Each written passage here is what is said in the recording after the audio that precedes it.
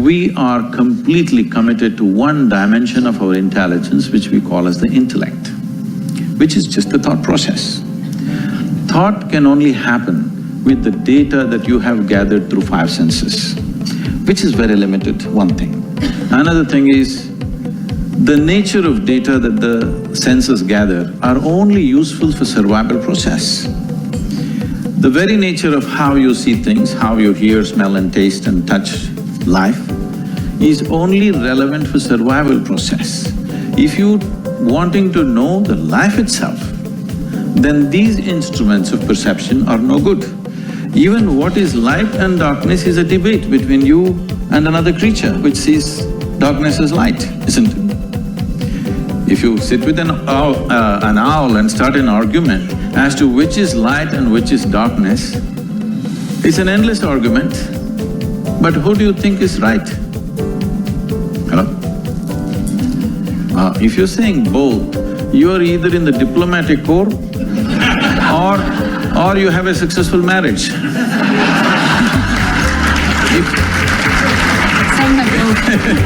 You have learned to say both, but which is the truth? What I say is the truth or what the owl says is the truth? That's not the point, it is just that nature has opened up our sense perception as it is necessary for our survival. Accordingly, it has opened up sense perceptions for different creatures as it is necessary for their survival. But if survival is all you're seeking, this is good enough, the five senses. But once you have come as a human being, somehow survival is not good enough. If your stomach is empty, there's only one issue about food. But once the stomach becomes full, you have 100 issues going on. So the nature of the human being is such, no matter what you do, you want to be something more than what you're right now. And if that something more happens, something more, it's an endless pursuit. So somewhere, a human being is seeking a limitless expansion, but trying to do it with physical means. The very nature of physicality is a defined boundary. If there is no defined boundary, there is no possibility of physical happening in the universe.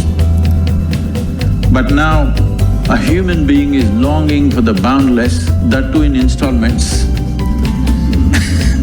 and through physical means. Through the boundary, you're trying to become boundless. The desire is fantastic, the method is hopeless. Because the moment you identify yourself with something, your intellect's work is just to protect that identity. If you… whatever the identities of nation or family or gender or race, religion, whatever, the moment you identify yourself with something, your intellect will only function around that to protect that. So, it is a certain type of prejudice the moment you're identified. So, the only thing I did with my life is, I never identified myself with anything, and life just exploded within me in ways that thought seems so puny that I do not indulge in thought most of the time.